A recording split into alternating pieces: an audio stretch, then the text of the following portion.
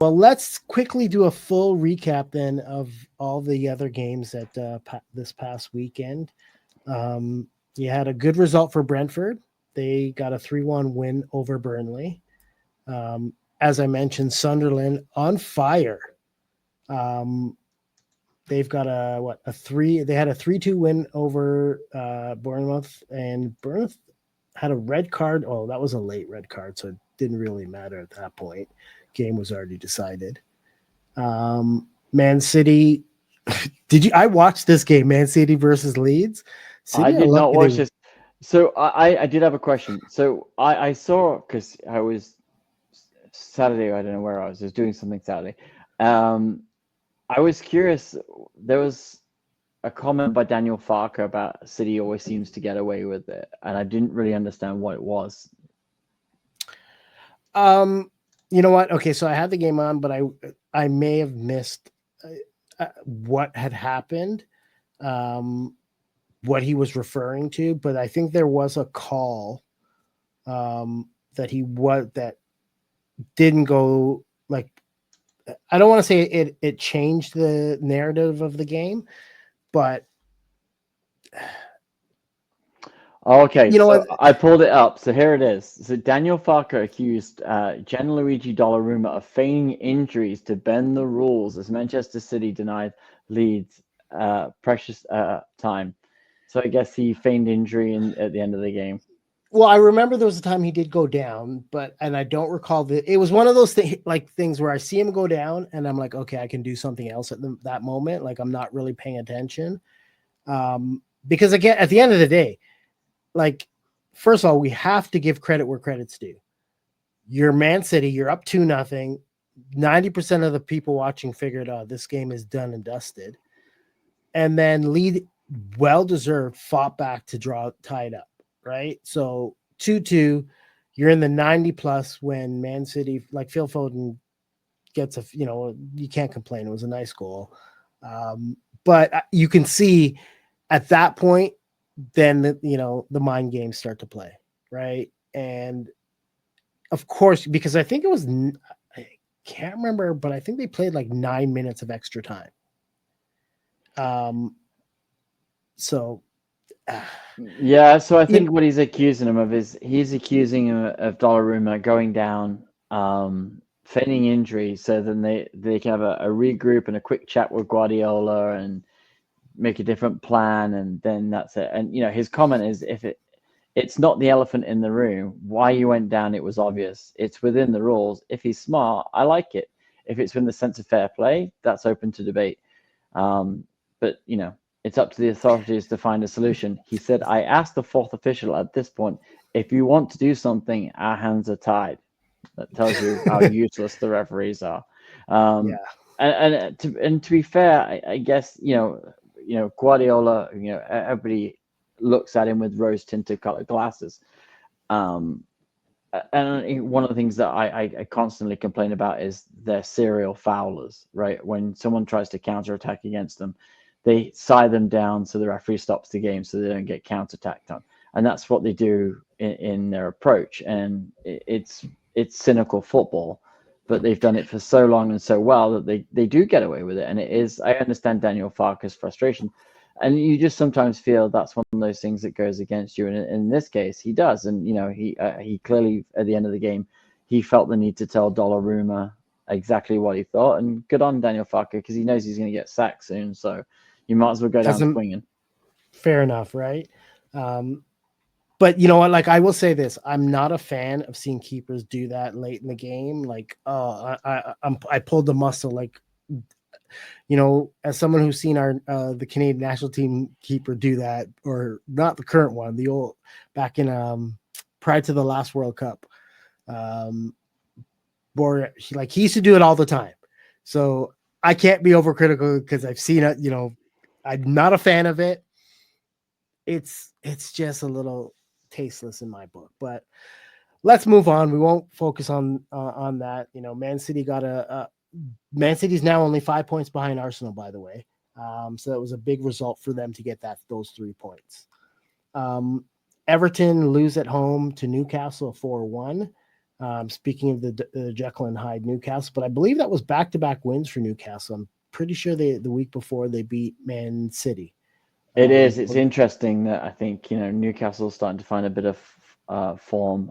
Anthony Elanga doesn't look very good at all for Newcastle at the moment. And, I did see some Forest fans saying that we'll buy him back for 25 million. Again, Newcastle, you just don't know what you're going to get with them. No.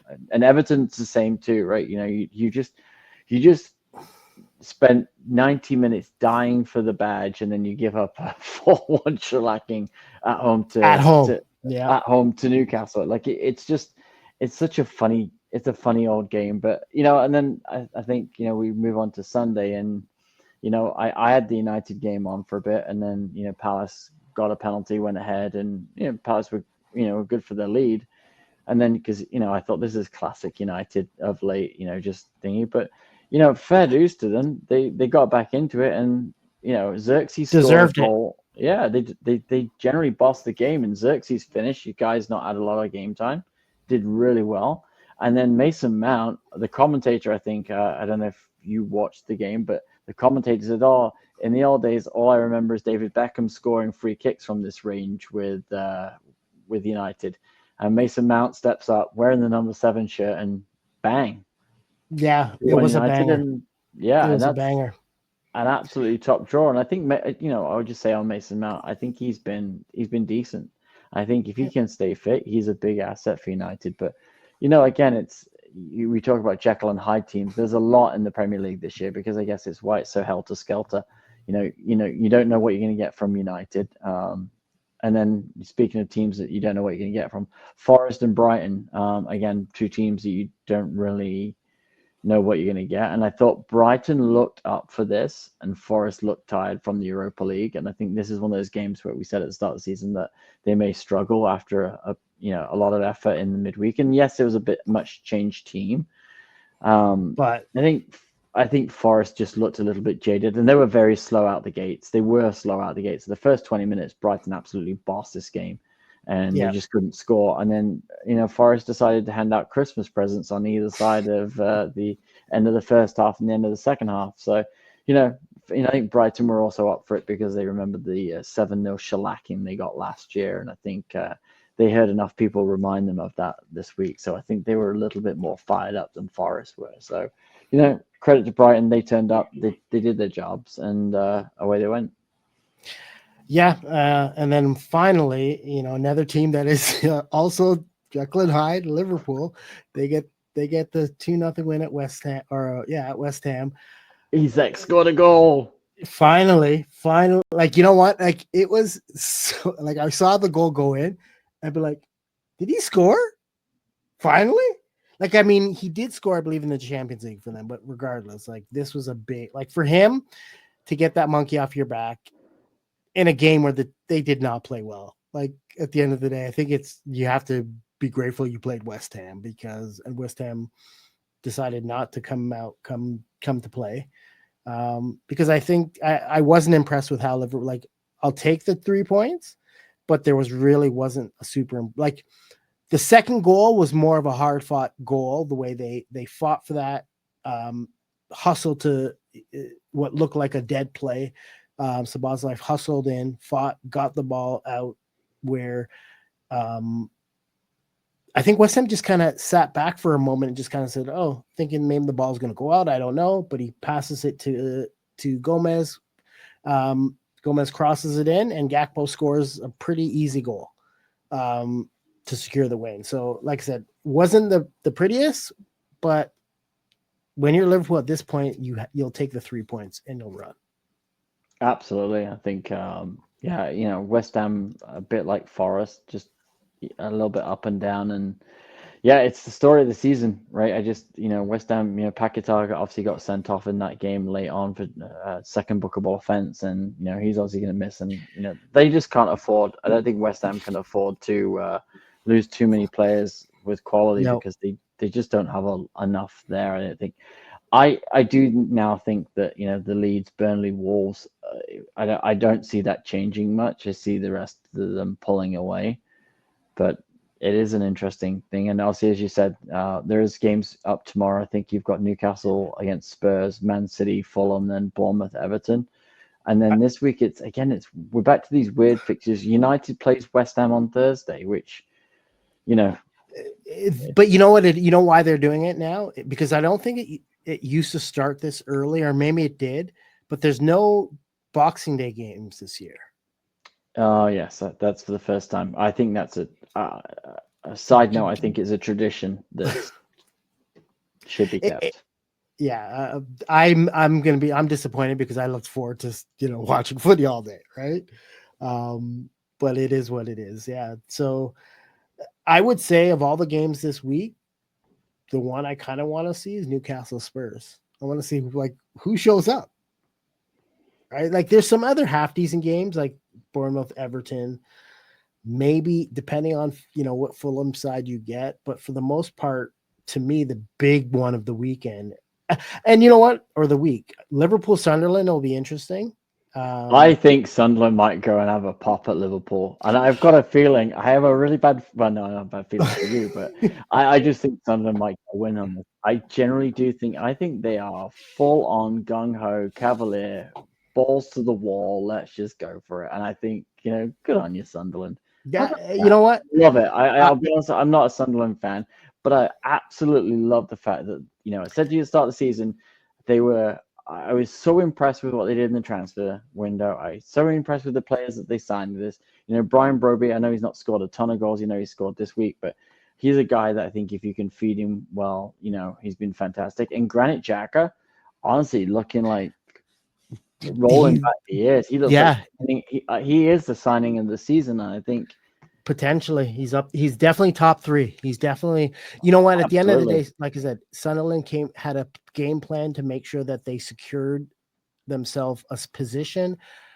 Like they realized that you can do it the way all these other teams have done it when they get promoted, where you spend, but you don't really spend. And you kind of like, we'll see if we can just fight, give it that fight. But we all know that usually what ends up happening when you go that route, you get relegated. So Sunderland said, "No, we want to stay up. We are a Premier League club, and this is where we belong." Right? And people that know their history know the history of Sunderland, and this is where they should be. So seeing them back in there competing is outstanding. I can even say that as a Liverpool fan. So I don't want them to get result on Wednesday, but at the same time, nothing would surprise me.